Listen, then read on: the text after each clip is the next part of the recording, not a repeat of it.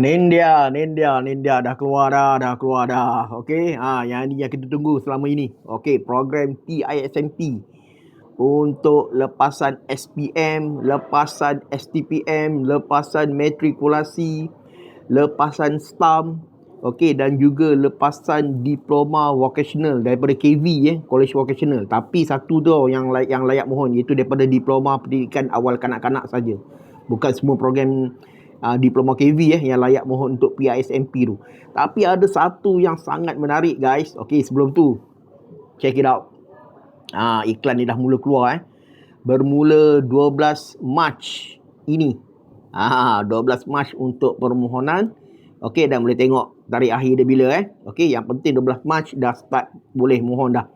Okey, apa tadi yang cikgu cakap pasal istimewa ni? Okey, yang paling istimewa program PISMP ni ada program PPC kan, program pelajar cemerlang. Kalau untuk lepasan SPM, dia hantar pergi ke Jordan. Tapi kali ni ada terbuka untuk lepasan STAM guys.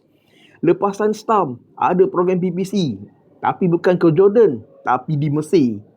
Alright, okey, ini memang rezeki you all anak-anak STAM. Okay, best of luck to you. Dan jangan lupa follow cikgu.